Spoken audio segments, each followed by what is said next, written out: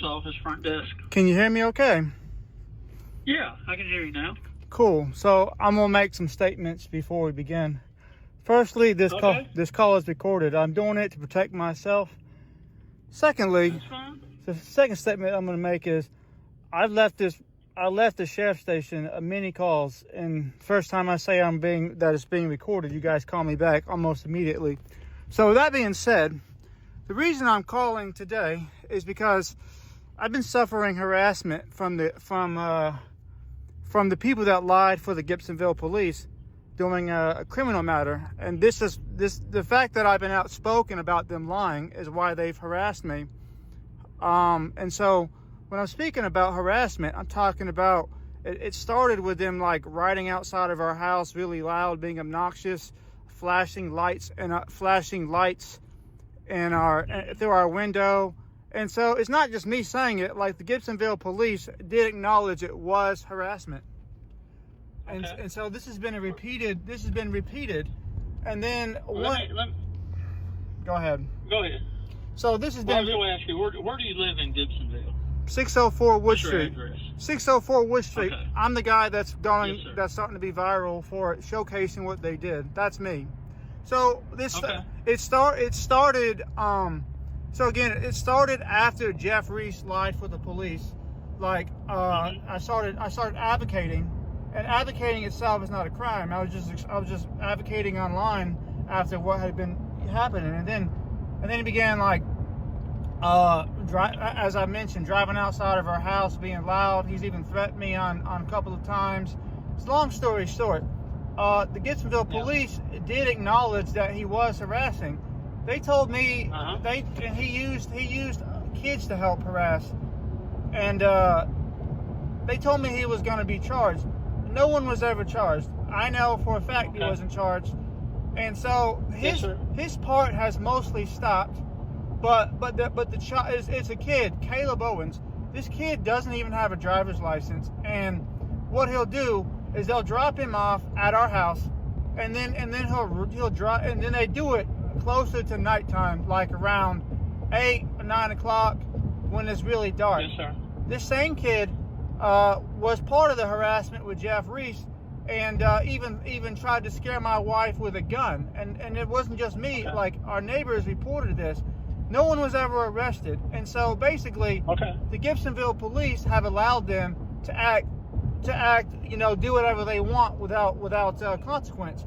I'm actually, just so we're clear, go ahead.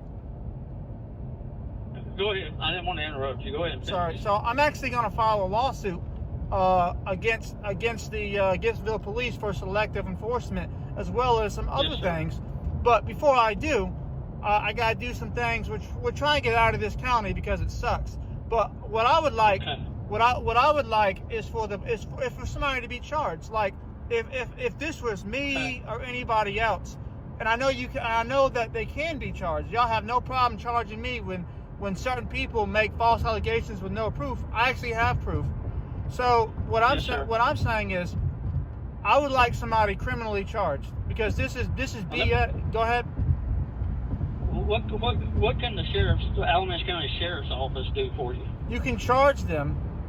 No, we can't. They're in the jurisdiction of the Gibsonville Police Department. We can't make charges on something that Gibsonville was already investigated. They are the only ones. Well, I take it back.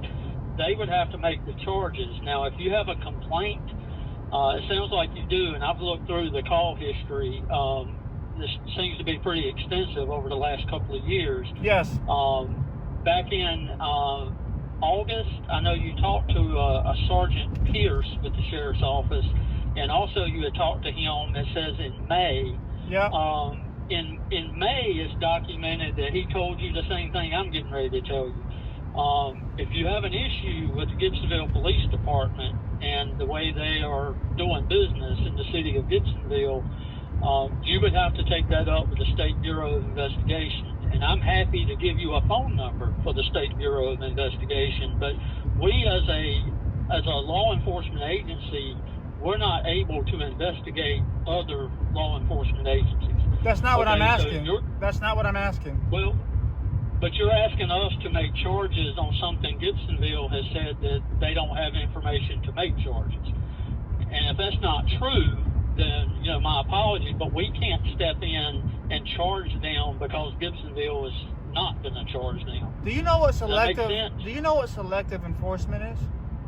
Well, I do, but we can't govern what another municipality does. If they choose, if their investigation, they deem that for whatever reason, I couldn't tell you because I don't work there and I don't know the officers, I don't know anybody that does, but if they deem that we're not making charges for whatever reason, we can't come in behind them and say, well, you're not going to make charges, we will.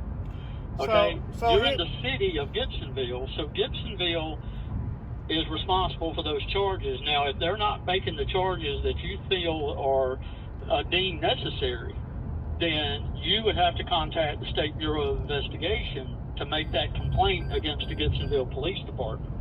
And I have a phone number of the SBI in Raleigh that I can give you to get you on that path. But that's really all that I or the sheriff's office can do for you. Let me pause you for a second. Sure, go ahead. Because I want to. Yes, sir. Because I want to educate the audience because this is going on my channel to document the interaction of. So, I read information that suggests that you could, but that's not what I'm going to argue with you about. What I am going to say is that I've actually so the State Bureau of Investigation is in on it. So you can save your breath with that. And let me explain to you how they. Right. Well, that's the only advice that I'm going to give you, and I'm going to discontinue this conversation. What's your name, if sir? You want to talk to before you hang my up? My name's Deputy Pascal. You have a badge number? For sure. What's your badge number, but sir? I'm not gonna. I don't have a badge number. You but don't I'm have not going to. I'm not going to continue a conversation if the advice that I've been told to give you is to contact the State Bureau of Investigation. If you do not want to do that, that's up to you. But that's the course of action you have. So may I say something? Because you're like closing. I haven't even finished. You're cutting me off to say like you're trying to end the call. So I'm trying to share something with you. And before I can, I know this is a bureaucratic.